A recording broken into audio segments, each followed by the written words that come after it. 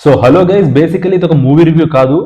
మరేంట్రా తమ్మునేల్లోని must must must watch అని పెట్టావంటే, basically ఈ movie last year release అయింది అనుకుంటే అప్పుడు నాకు చూడడం కుదరలేదు. సో ఈ రోజు ఓటీటీ రిలీజ్ అయింది, మార్నింగ్ చూసాను అనమాట. చూసిన తర్వాత లిటరల్లీ నాకైతే మైండ్ బ్లాక్ అయిపోయింది ఫస్ట్. అంటే మనం రోజు అమ్మాయిల మీద జరిగే ఇన్సిడెంట్లు చూస్తూ ఉంటాం, వింటూ ఉంటాం, వాటికి తగినట్టుగా రెస్పాండ్ అవుతూ ఉంటాం.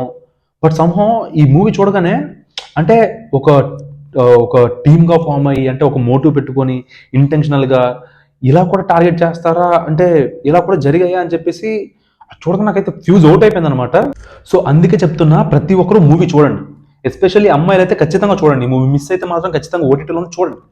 ఎందుకంటే బయట సిచ్యువేషన్స్ అలా ఉన్నాయి. అంటే ఐ మీన్ నేను ఎవరిని మీన్ చేసి ఏమనట్లేదు కానీ, బట్ సంహౌ జరుగుతున్నాయి. సో వీటి మీద మీకు కూడా కొంచెం అవేర్నెస్ వస్తుంది. అండ్ వన్ మోర్ థింగ్ ఏంటి అంటే, ఈజీగా దేనికి ఇన్ఫ్లుయెన్స్ అవ్వకండి. ఫస్ట్ ఆఫ్ ఆల్ మీరు ఇన్ఫ్లుయెన్స్ అయితే అదే మీ బిగ్గెస్ట్ డౌన్ఫాల్.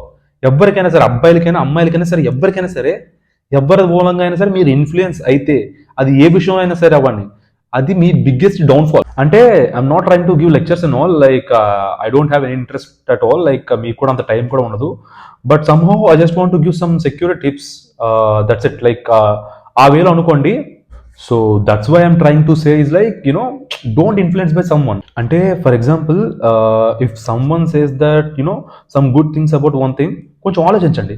లేదంటే ఇంకొకరు కొంచెం బ్యాడ్గా చెప్తున్నారంటే అది అక్కడ విన్ని వదిలేయండి.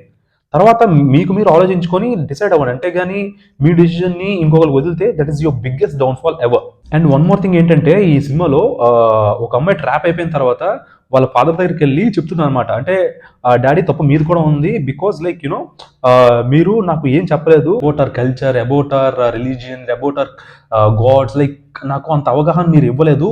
So that's the reason I influence by someone అని చెప్పేసి చెప్తుంది. సో నాకు ఇది చాలా ఇంట్రెస్టింగ్ అండ్ రియల్ ఫ్యాక్ట్ అనిపించింది.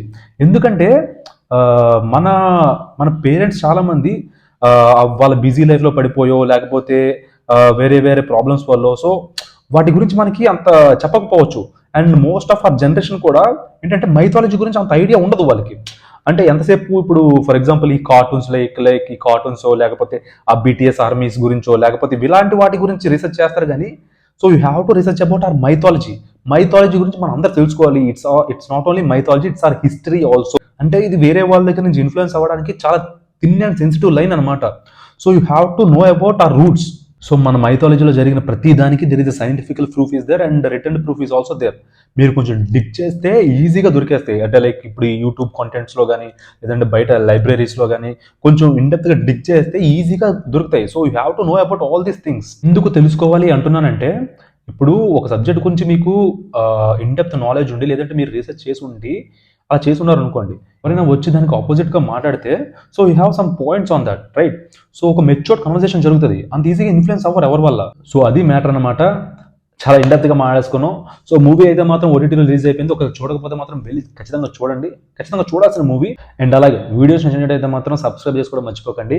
కలుద్దాం నెక్స్ట్ వీడియోలో. Till then take care, bye.